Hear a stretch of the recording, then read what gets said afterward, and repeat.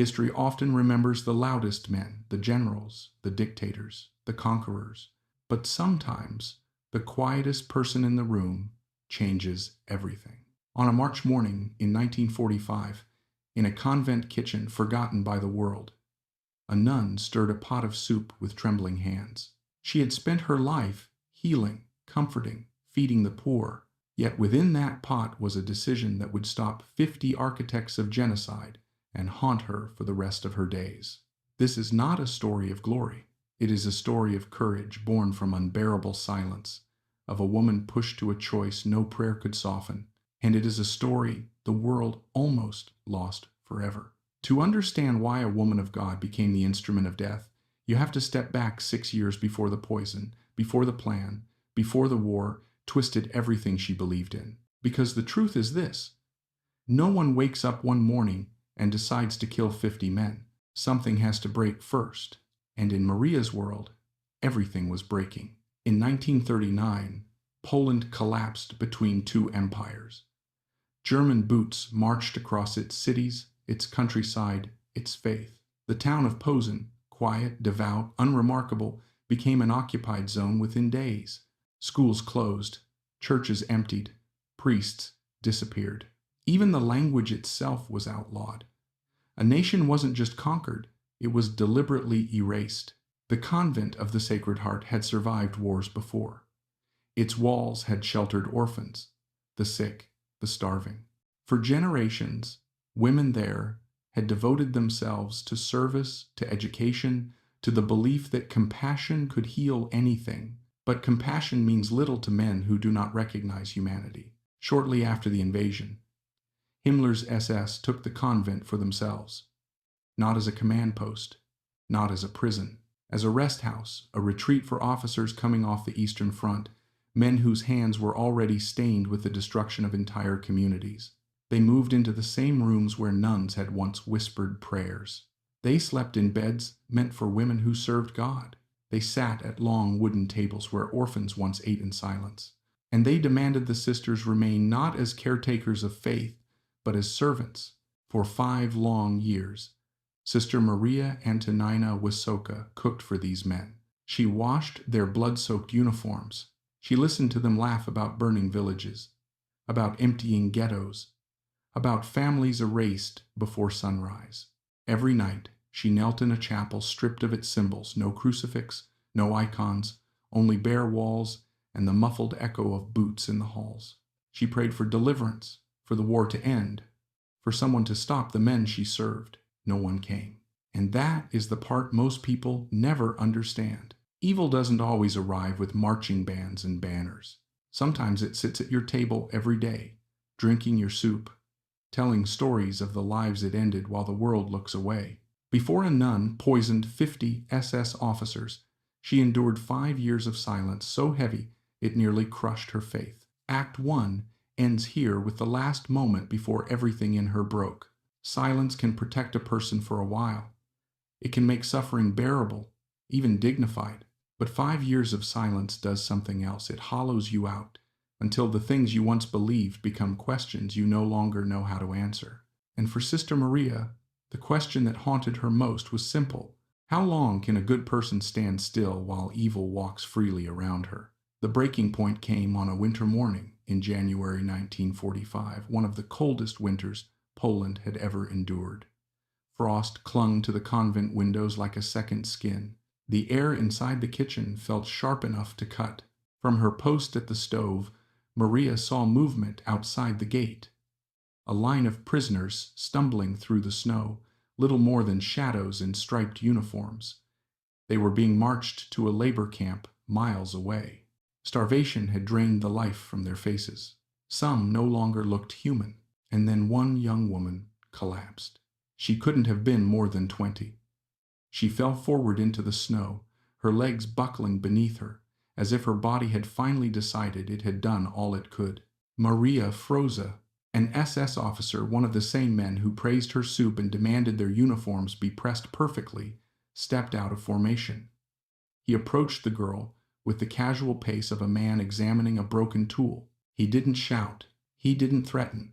He simply drew his pistol and fired a single shot into her skull. The girl's body slumped sideways into the snow, and the officer walked back into the convent. He sat at the dining table.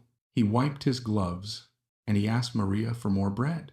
Something inside her, something she had been holding together for years, shattered with a quiet finality. She had believed obedience was the safest choice. She had convinced herself that serving these men while praying for peace was an act of endurance, of spiritual strength. She had hoped that staying alive meant preserving some last remnant of holiness in the convent's desecrated walls. But holiness was long gone. The walls were corrupted. The silence was complicity, and she could no longer pretend otherwise. That evening, she returned to the chapel, the same one stripped bare by the SS, nothing left but shadows and cold stone. She knelt, but words refused to come. Every prayer she had spoken for 5 years felt hollow, weightless, unanswered. She asked herself, if God was silent, what then was she supposed to do? Her whole life had been built on the commandment to preserve life, to protect the weak, to forgive the wicked. But another commandment rose to the surface, one she had avoided for as long as she could. Do not stand idly by while your neighbor's blood is shed. It wasn't a revelation. It wasn't a voice from heaven. It was a quiet, undeniable truth. The men she served would never stop, not until someone stopped them. That night, Sister Maria made the first decision that would lead her toward the pot of soup waiting in March. She did not decide to kill, not yet, not explicitly, but she stopped believing that survival was righteous. She stopped believing that silence was holy, and she understood, for the first time, that the safest choice might be the most sinful of all. This was the night when obedience died. And once obedience dies, even in the gentlest heart, the path ahead begins to change shape. Once Maria allowed herself to imagine the possibility of stopping the officers, the idea did not leave her.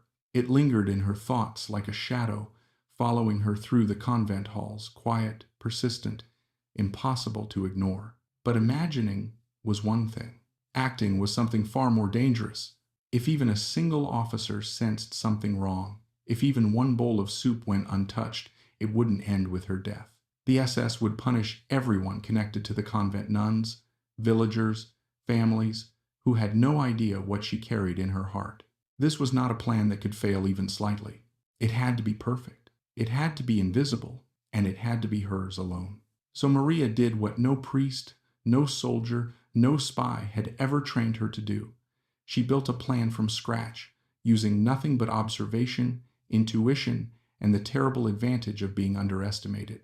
The first step was timing. She needed a moment when all the officers would be gathered in one place, relaxed, predictable, unsuspecting.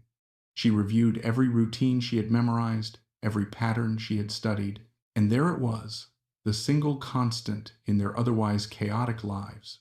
Sunday lunch, mandatory attendance, all 50 officers, wine flowing, music playing, arrogance thick in the air, and the soup, her soup, always served first. The second step was access. The kitchen was the only place in the entire convent where the SS did not breathe down her neck. They inspected shipments and interrogated visitors, but they never watched her chop vegetables. They never questioned the routine they had come to depend on. For them, Maria was a fixture. For her, it was an opening. The third step was precision. Arsenic trioxide was potent, but it required balance. Too little, and the men would simply fall ill, alerting superiors, triggering investigations, placing every remaining nun in mortal danger. Too much, and the flavor or texture might shift just enough to spark suspicion before all the officers had eaten. In the dead of night, under the dim lamplight of an abandoned infirmary room, she studied an old apothecary scale. She measured small test amounts, whispering prayers she wasn't entirely sure were still being heard. She calculated based on the pot's volume, the number of servings, the average portion size. The numbers were cold, exact, unforgiving. There was no room for mercy in them. The fourth step was acceptance. A plan like this requires more than timing and chemistry. It requires a decision that cannot be undone. Maria spent nights staring at the vial hidden beneath her pillow, listening to the distant boots of officers patrolling the grounds. She questioned herself. She challenged her own reasoning. She asked God again and again if there was another way. But every question led back to the same answer. If she did nothing, the officers would survive the war, melt back into society, restart their lives under new names, and the countless people they would kill or command others to kill would never be saved. Inaction, she realized, was not neutrality. It was permission.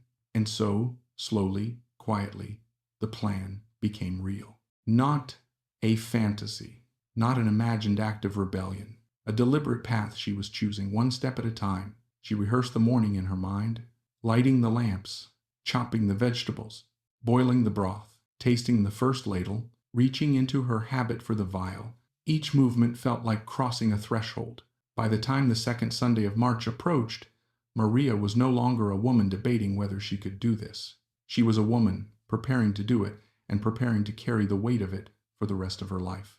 Act 4 ends here with the plan complete, and only one thing left between her and the day the world would never forget: the courage to execute it. The morning of the second Sunday in March arrived without warning, soft, unseasonably warm, almost gentle. But inside Maria's chest, nothing felt gentle.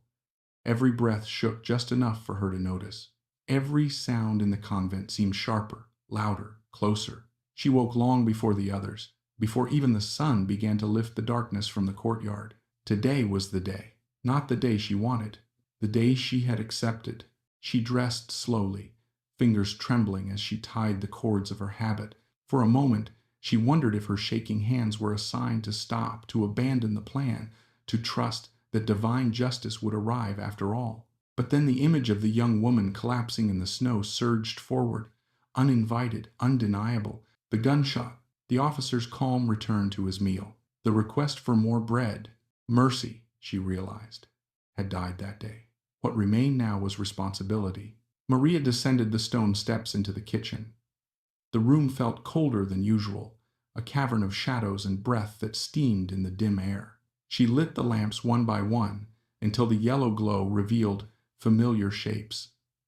The knife, the cutting board, the iron pot, everything ordinary, everything unchanged, and everything about to be used for something unimaginable. She began, as she always did: carrots, potatoes, celery, onions.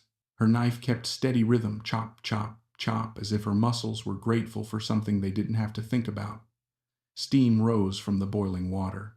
The scent of vegetables filled the room, warm and comforting, a cruel contrast to the purpose behind it. By mid-morning, the soup was perfect, golden, fragrant, deceptively harmless. Maria tasted a small spoonful, as she always did. Not for seasoning this time, but for goodbye. This was the last meal she would ever prepare as the woman she had been. Then came the moment she feared more than death. She reached into the hidden fold of her habit. Her fingers closed around the cold glass vial. For a long, suspended moment, she didn't move. Her breath caught somewhere between her ribs and her throat. The kitchen seemed to hold its own breath with her. No one teaches a nun how to kill. There are no scriptures for this, no hymns for what she was about to do. Only her own conscience, heavy and trembling, asking if a single act of violence could ever balance the weight of what she had witnessed. She unscrewed the vial. The fine white powder shimmered almost innocently in the lamplight. Not a weapon, not a symbol, just chemistry, cold, indifferent, absolute. Maria tipped the vial forward. The powder slid into the soup without sound, without resistance, disappearing instantly into the golden broth.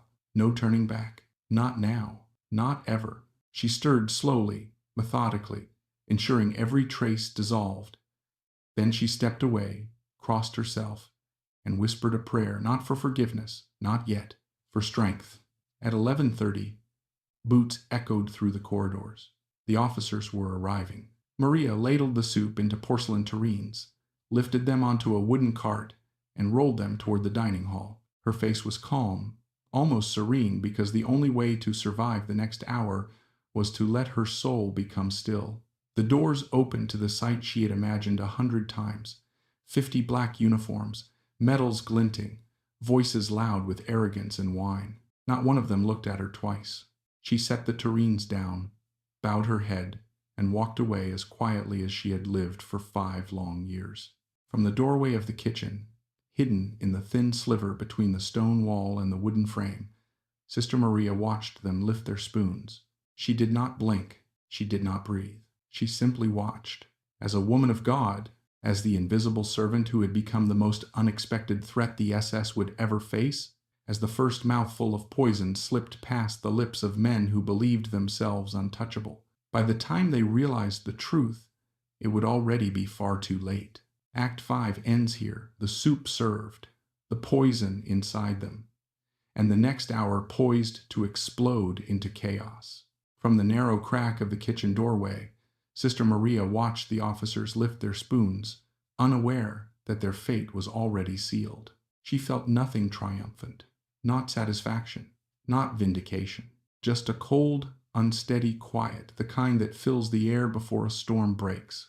The dining hall buzzed with noise, laughter, forks scraping plates, wine being poured generously into glasses, men congratulating themselves as if the war outside their stolen sanctuary were just a distant rumor, not a collapsing empire closing in from both sides. They had no idea that each sip of her soup was drawing them closer to the truth she had whispered to God the night before. If justice would not come, she would become it. Minutes passed. The tureens emptied quickly. One of the younger officers, barely more than a boy, went back for a third bowl, praising the flavor. Maria's stomach tightened, not with regret, but with the weight of what she had chosen. Arsenic does not reveal itself immediately. It slips silently through the bloodstream, patient and precise.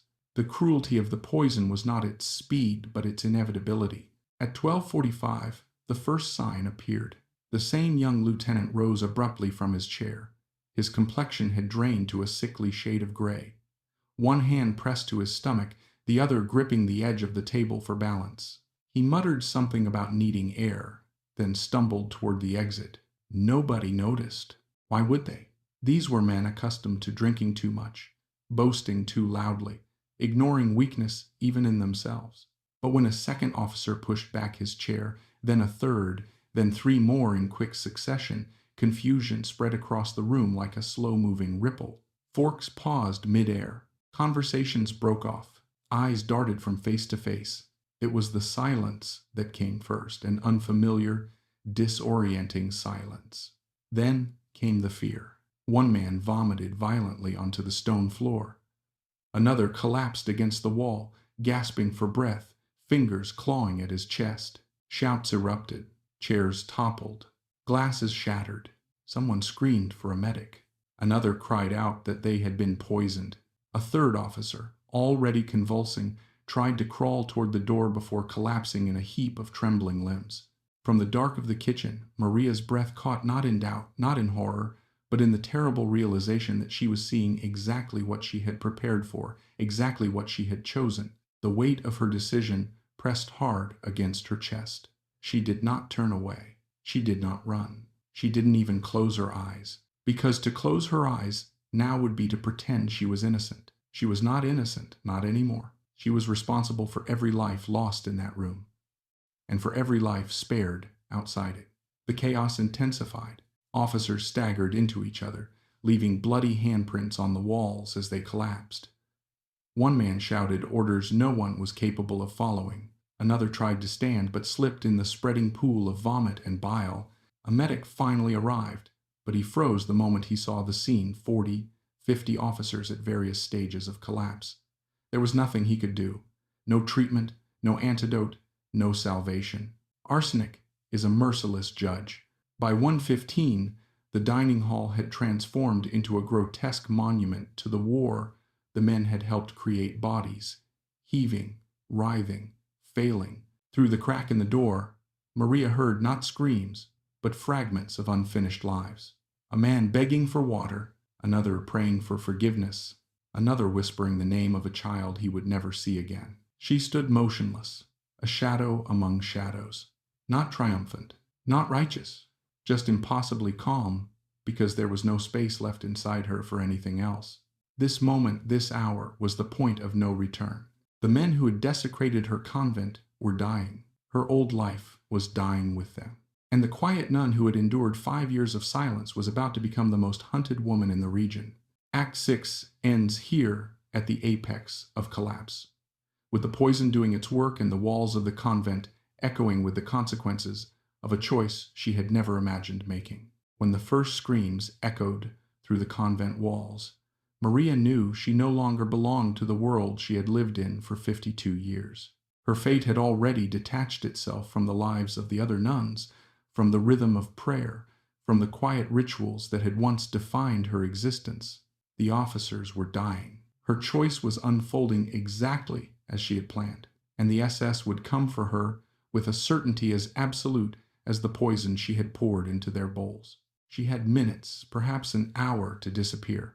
Maria left the kitchen without looking back, not because she lacked courage, but because she had none to spare. Every thread of resolve she had left was needed for what came next. She moved quickly through the convent's narrow hallways, passing rooms where sisters knelt in prayer, unaware of the catastrophe consuming the building. She wanted to stop, to warn them, to beg forgiveness, but forgiveness was a luxury she no longer had time to seek. In her small sleeping quarters, hidden beneath a loose floorboard, lay the future she had quietly assembled piece by piece over months. A plain, gray dress, a headscarf, a forged identity card, a small pouch of money, and a hand-drawn map. The disguise felt foreign in her hands, like clothing meant for another life. But the nun's habit she wore was no longer hers. It belonged to a past she had just severed. She stripped quickly and slipped into the civilian dress. Her hands trembled not from fear, but from the full weight of what she was abandoning, the vows, the routine, the certainty of who she had believed she was. She was no longer Sister Maria, the quiet cook. She was a fugitive responsible for the deaths of nearly 50 high-ranking SS officers, a threat, a symbol, a target. Outside her room, the pounding of boots grew louder. Orders echoed through the hallway in frantic German. The soldiers were fanning out, sealing exits, dragging the surviving officers to makeshift infirmary rooms. She could almost feel their suspicion spreading like fire. Maria pressed herself against the cold stone wall and waited for one breath, then another. She did not panic. For 5 years, she had learned how to silence her emotions. Now she wielded that silence like a shield. The hidden passageways, old, half-forgotten tunnels that the sisters had used generations earlier, ran beneath the convent like arteries. She had memorized them over the years without understanding why. Now they were the only thing standing between her and a public execution. She slipped inside one of the cupboard entrances, closing the wooden panel behind her. Darkness swallowed her. The smell of dust and damp earth filled her lungs. She crouched low, moving along the narrow corridor as shouts intensified above. Boots thundered over the floorboards. Doors slammed. Someone screamed for every nun to be accounted for. Maria kept going. The tunnel was barely wide enough for a person to crawl. Jagged stone scraped her shins, but she ignored the pain. The only sound was her breathing, and even that she tried to silence. Halfway through, the floor above her shook. Heavy objects were being dragged, perhaps bodies or overturned furniture. A harsh voice barked accusations. A younger voice, another nun, insisted they knew nothing. Maria closed her eyes. Their innocence was a blade twisting inside her. She had protected no one in this convent. Not truly. Not yet. The tunnel eventually opened into the cellar, a cavern of shadows lit dimly by a barred window. She could hear muffled boots pounding overhead. The soldiers were descending the stairs. She had seconds. Behind a stack of crates was the drainage tunnel she had discovered months earlier. A narrow slit carved into the stone, barely large enough to crawl through. She dropped to her hands and knees and slid inside. The space tightened around her. Cold mud soaked into her dress. The air was thin, foul, nearly unbreathable. But she kept pushing forward, inch by inch, driven not by hope but by necessity. And then, after what felt like an eternity of darkness, a faint oval of daylight appeared ahead. She pressed forward, heart pounding, and emerged into a ditch outside the convent walls hidden by tall grass, unseen from the courtyard. Behind her, inside the convent, the SS were hunting a ghost who no longer existed. Sister Maria was gone.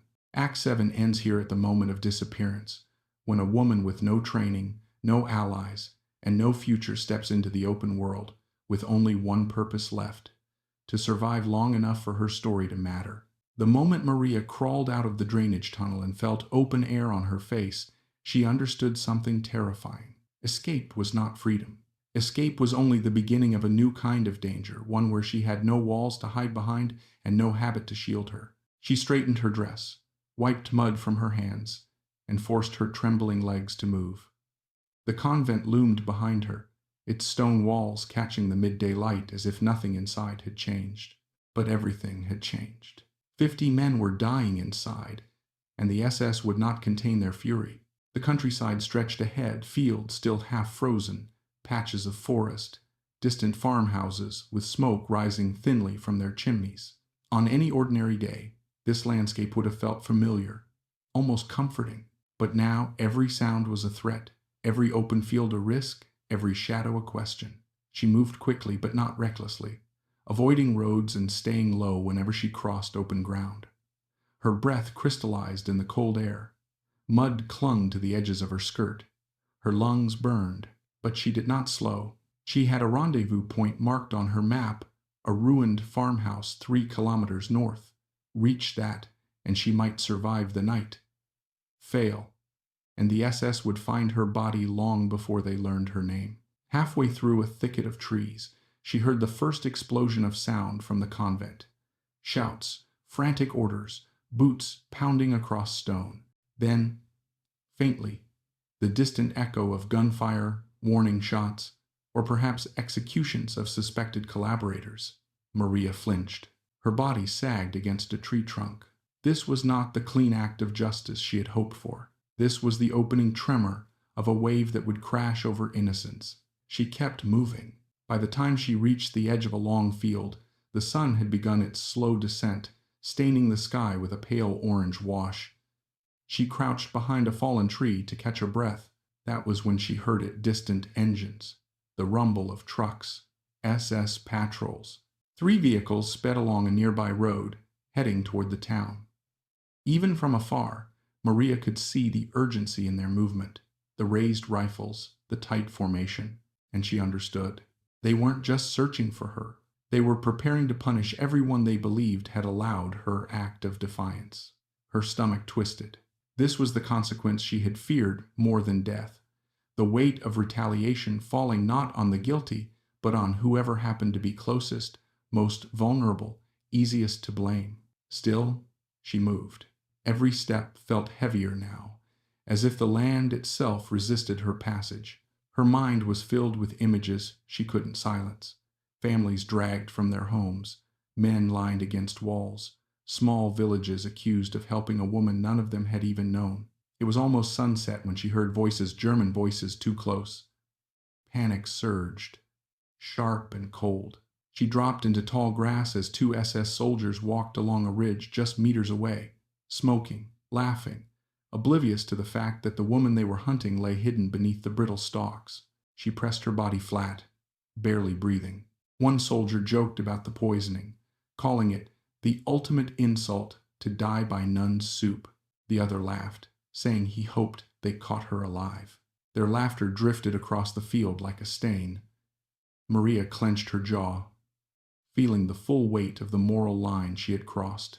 When the soldiers finally moved on, she waited long after their voices faded before rising. Her legs were stiff, her body shaking from cold and adrenaline. And then, in the distance, she heard something that nearly brought her to her knees. More gunshots. Not random, not frantic. Controlled. Executions.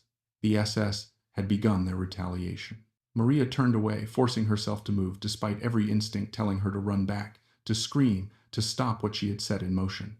But she couldn't stop it. She could only survive it. The rendezvous point was close, now just beyond the tree line. If she reached it, the resistance might be waiting. If she didn't, the world would never understand why she had done what she did. Act 8 ends here, at the edge of the forest, with Maria carrying a truth heavier than the poison she had poured. Justice always extracts a price, and sometimes it chooses the wrong people to punish. The abandoned farmhouse emerged from the tree line like a charred skeleton, its roof collapsed, its walls scorched, its windows broken long ago. To anyone else, it was a ruin. To Maria, it was the last fragile thread connecting her to survival. She approached cautiously, scanning the empty fields around her. No soldiers, no voices, no footprints in the mud except her own. She slipped through a gap in the outer wall and found herself in a dark, soot-stained room that smelled of mold and old ashes. For the first time since the poisoning, her legs buckled.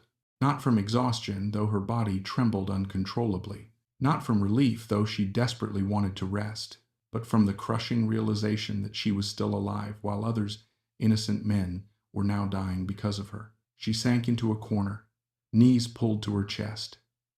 The silence of the farmhouse pressed in around her, heavy and suffocating. She tried to pray, but no words came, only images. The girl in the snow, the officers collapsing, the nuns being questioned, the villagers lined up against a wall as SS rifles raised.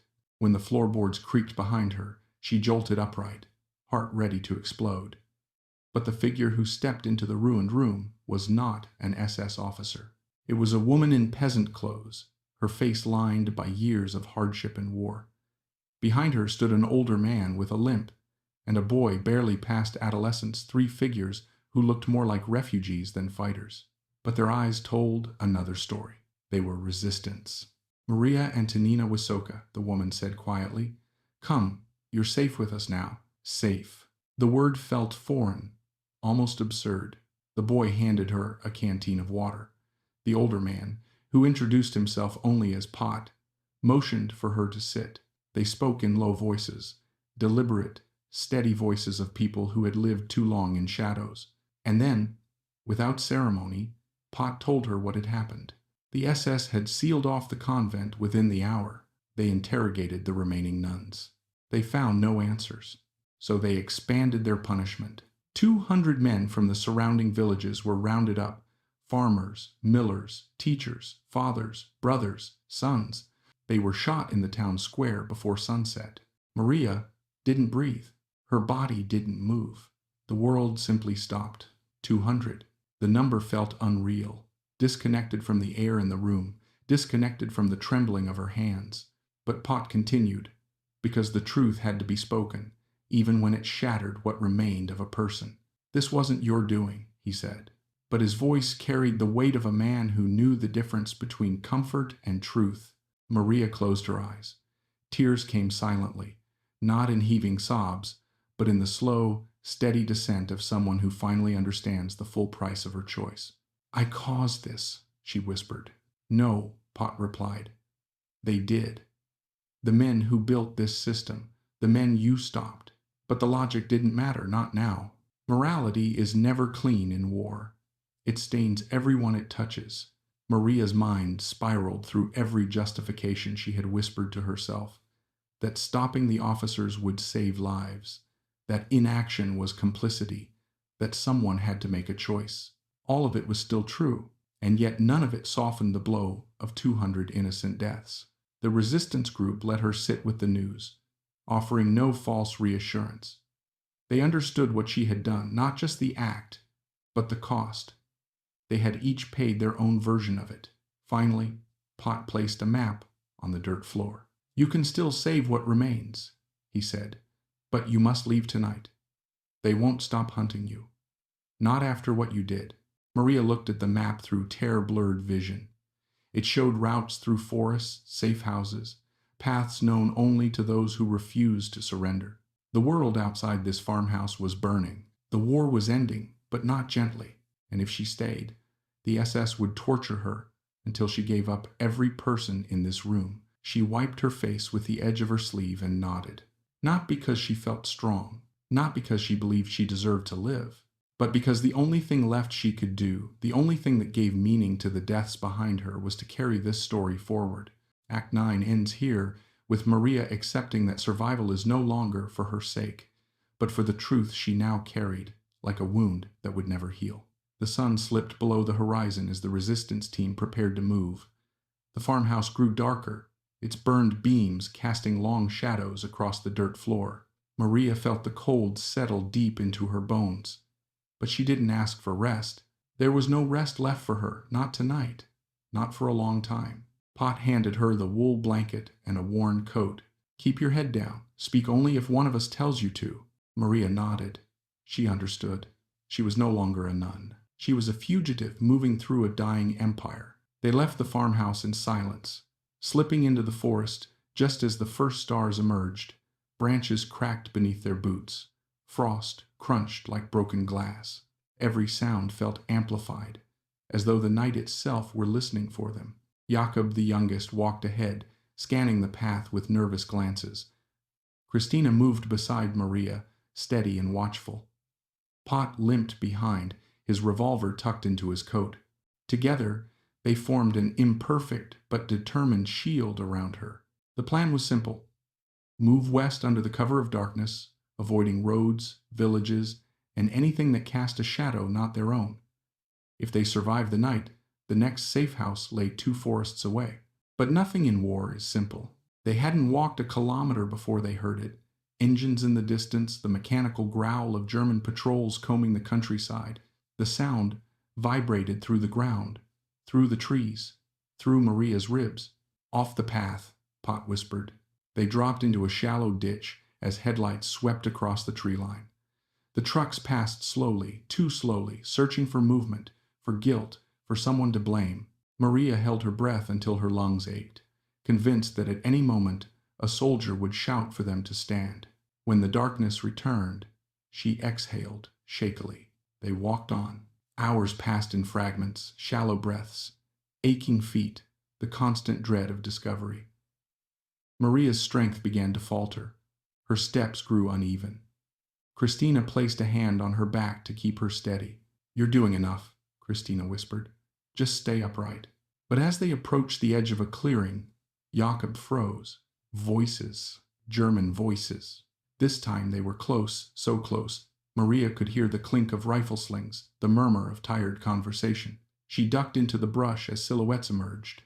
A 4-man Wehrmacht patrol cutting across the clearing in a loose, disorganized line. Not SS. Ordinary soldiers. Exhausted, defeated men dragged along by a war that no longer made sense. Pot stepped forward slowly, deliberately, raising his empty hands.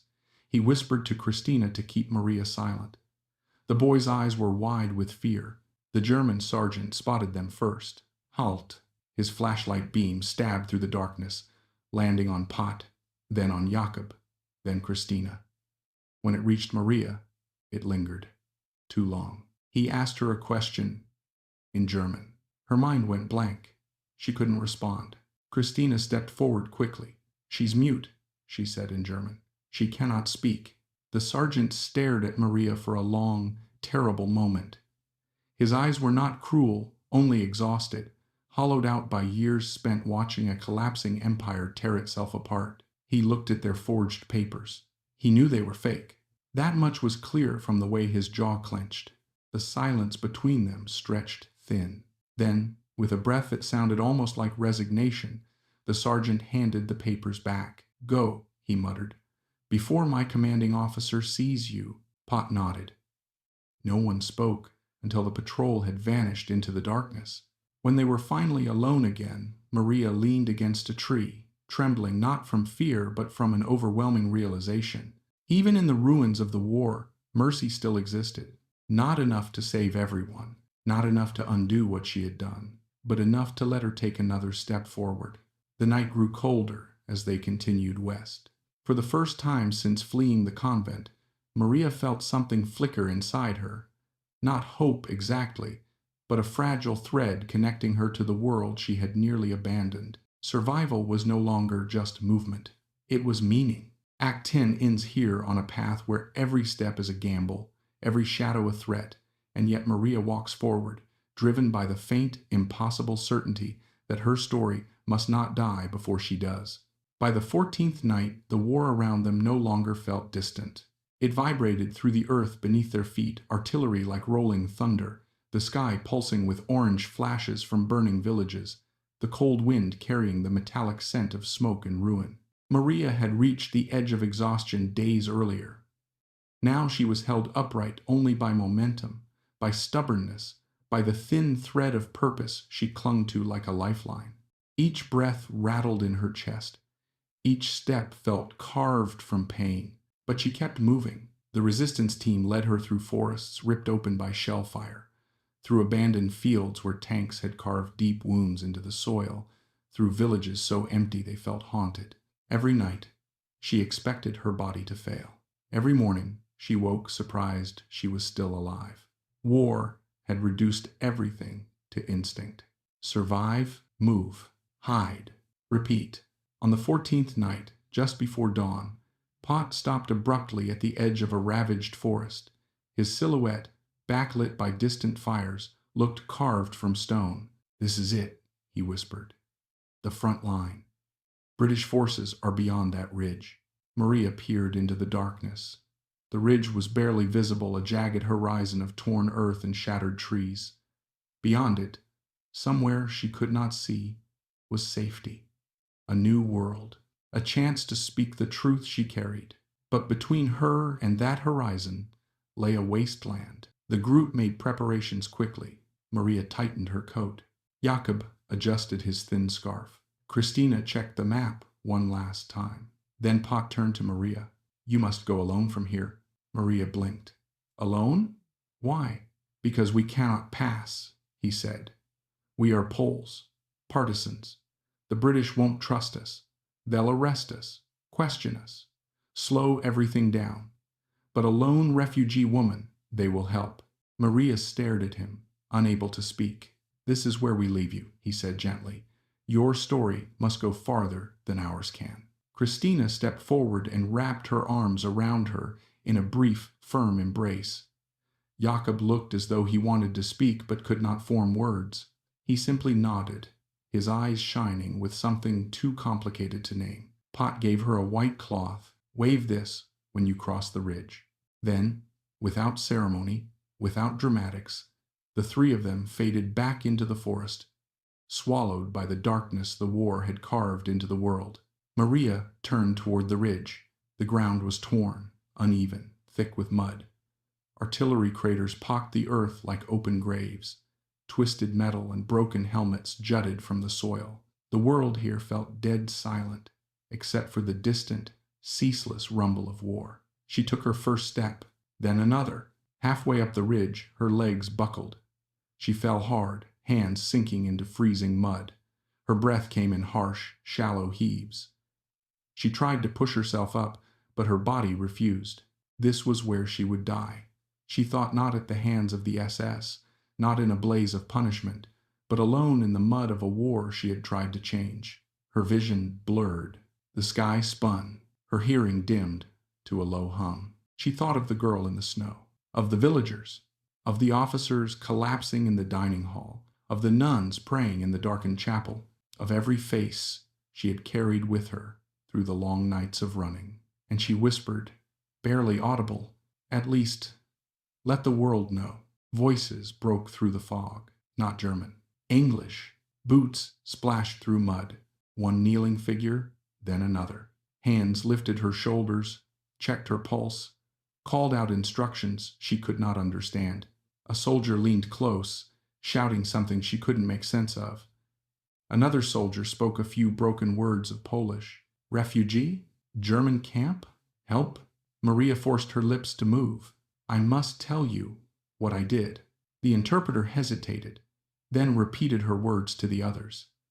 Confused murmurs followed, but the soldiers didn't push her for details. They wrapped her in blankets, hoisted her onto a stretcher, and carried her toward safety, away from the ridge, away from the war, away from the world she had set on fire. Act 11 ends here with Maria hovering between death and deliverance, not knowing that the truth she carried would change nothing immediately. Yet one day, decades later, it would rewrite a forgotten line of history. Maria woke in a field hospital miles behind the British lines, wrapped in coarse blankets, her body weak but alive. For a long moment, she did not know where she was. The air smelled of disinfectant and wet canvas. Nurses moved between cots. Artillery rumbled faintly in the distance. She tried to sit up, but a wave of dizziness forced her back down. "You're safe," a nurse said softly. "You're among friends now. Safe." Maria wasn't sure what the word meant anymore. Safety had become something fragile, conditional, something that lived only in the space between consequences. Over the next days, fragments of her strength returned. She ate small portions of broth. She slept in brief, dreamless intervals. But the weight inside her chest, the story she carried, remained as heavy as ever. Eventually, an intelligence officer arrived to speak with her. A young man in a crisp uniform, notebook in hand, eyes sharp with curiosity and fatigue. He sat beside her cot, introduced himself formally, and began the interview the Allies conducted with every refugee. But Maria's story was not like the others. She told him everything. Not dramatically, not with pride, just plainly, like someone laying stones along a path so that others could follow it someday. The officer's pen slowed, then stopped. He stared at her, unable to reconcile the frail woman before him with the magnitude of what she had done. "You're telling me," he said slowly, "that you killed 47 SS officers alone by poisoning their meal?" She nodded once. He asked her to repeat it. She did. Her voice never wavered. Something changed in his expression: respect, disbelief, perhaps even awe. But Maria didn't want awe. She didn't want to be a hero, or a symbol, or a tool for propaganda. "I don't want my name used," she said firmly. "I don't want recognition, but the world should know," he insisted. "No," she whispered. "Not now. Not like this. I did what I had to do. Let that be enough." The officer closed his notebook, troubled but compliant. He filed the report under restricted classification where it stayed, untouched, for nearly 50 years. Maria recovered slowly. When offered resettlement in England, she refused. The war was ending. Poland was broken, scarred, and buried under ashes, but it was still hers. She returned not to Posen, which had been devastated beyond recognition, but to a small convent near Krakow. There, she took her vows again. Not because she wanted to erase her past, but because she wanted to remember it in silence, the only way she knew how. For 32 more years, she lived quietly, tending gardens, teaching novices how to cook, rising early to pray in chapels no longer stripped of their icons. She never spoke of the war, never hinted at the weight she carried, never revealed that she, an aging nun with trembling hands, had once altered the fate of 50 men. The world moved on. When she died in 1977, at the age of 84, she left behind no confession, no memoir, no final revelation. To the sisters who lived beside her, she was simply humble, devout Maria, quiet to a fault, gentle in every gesture. Her secret died with her, or so it seemed. In 1991, as Poland emerged from decades of communist rule, a historian sorting through declassified British intelligence files uncovered a report stamped "Secret." Inside was the interview, the notes, the dates, the details. He traced the story back to convent records, wartime documents, elderly witnesses whose memories had faded but never fully disappeared. Piece by piece, her truth emerged from the shadows. A nun with no training in violence had done what armies could not. She struck at the heart of the SS from within their own sanctuary. She acted when no one else could. She paid a price no one else would ever fully understand. And the world almost never knew, because stories like Maria's do not fit easily into the clean lines of history books. They challenge ideas of morality, heroism, sacrifice. They remind us that the quietest people in the room can carry the heaviest burdens, that courage sometimes wears a habit, not a uniform. Her name was nearly lost. But her truth survived, not as legend, not as myth, but as proof that even in humanity's darkest hours, someone, somewhere, will choose to stand against the tide,